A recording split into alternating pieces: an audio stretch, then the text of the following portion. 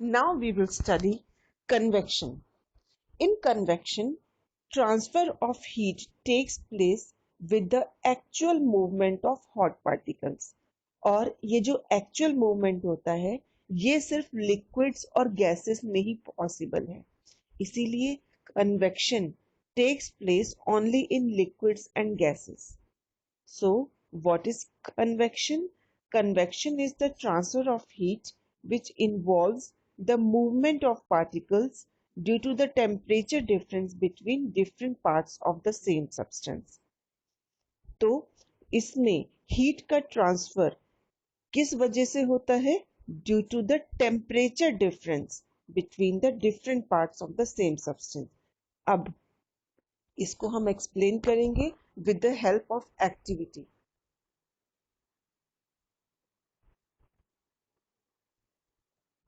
Now, look at this activity. To show that liquids transfer heat by convection, हमने एक round bottom flask लिया, इसमें cold water और potassium permanganate का एक पीस लिया.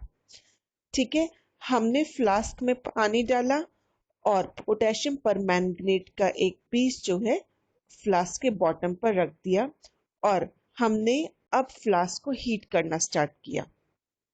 हम देखेंगे धीरे धीरे पोटेशियम परमैंगनेट का जो ब्लू कलर है वो पूरे पानी में फैल रहा है. ठीक है, इससे क्या हुआ और ये क्यों हुआ?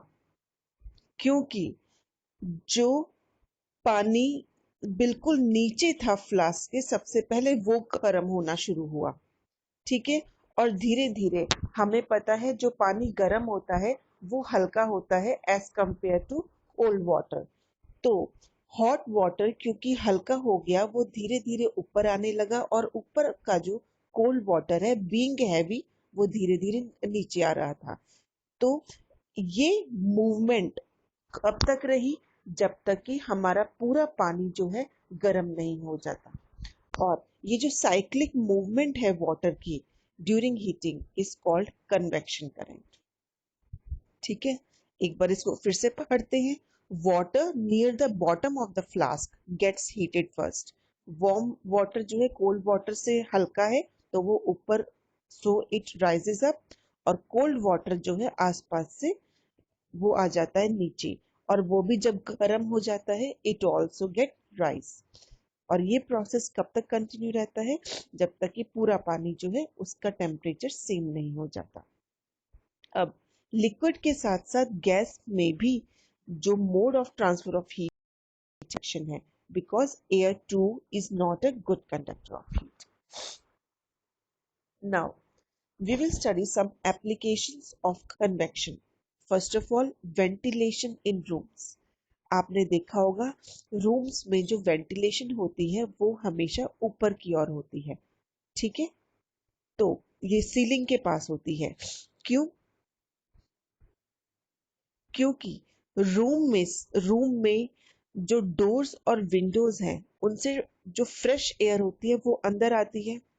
ठीक है, और रूम की जो गर्म हवा है वो ऊपर जो वेंटिलेशन के लिए स्पेस दी गई है वो उससे बाहर निकलती है. क्योंकि रूम की जो गर्म हवा है वो हल्की है तो it rises up and leaves the room through the ventilator जो कि सीलिंग के पास है. ठीक है, ये the convection current set up in the air helps in keeping the air in the room fresh. Land and seas, these are two important topics. अब देखिए sea breeze क्या होता है. ड्यूरिंग द डे, दिन के दौरान लैंड बहुत ज्यादा जल्दी गर्म हो जाती है और बहुत तेज गर्म हो जाती है एज कंपेयर टू सी. तो एयर जो लैंड के ऊपर है वो भी ज्यादा गर्म है compare to the air above the sea.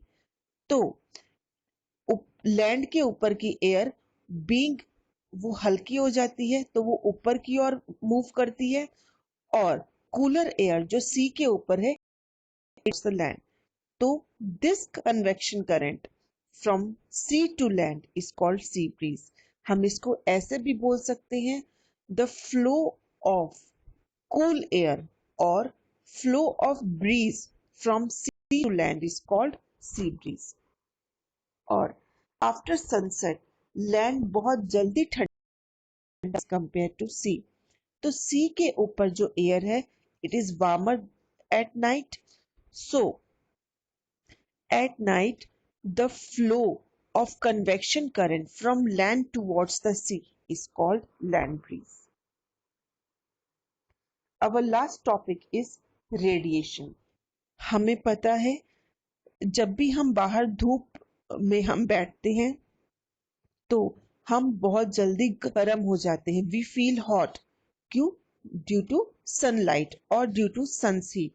तो सन से जो हीट ट्रांसफर हो रही है हमारी तरफ, क्या उसमें कोई मीडियम है, कोई माध्यम है?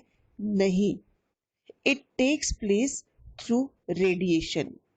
सो heat from any distant source reaches us by another mode of heat transfer called radiation.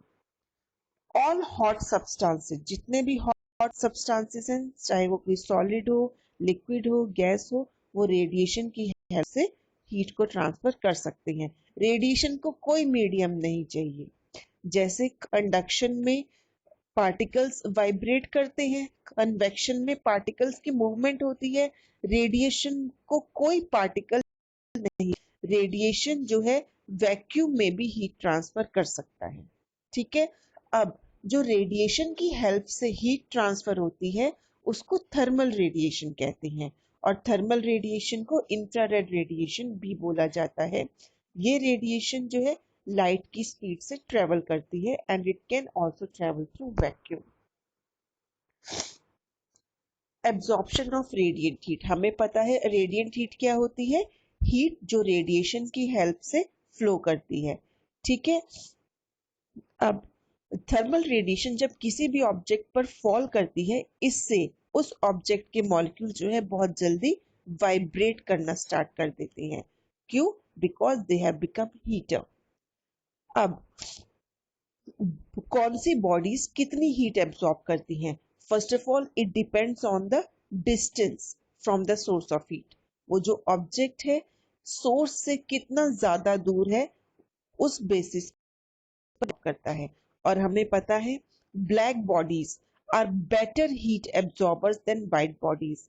Black bodies जो है वो बहुत ज्यादा हीट एब्सॉर्ब करते हैं as compare to white bodies, और black bodies are better heat than the white bodies. Bodies जो हैं वो बेटर हीट रेडिएटर्स भी हैं व्हाइट बॉडीज से। वो ज्यादा हीट एब्सॉर्ब भी करते हैं और रेडिएट भी करते हैं। Topic radiation.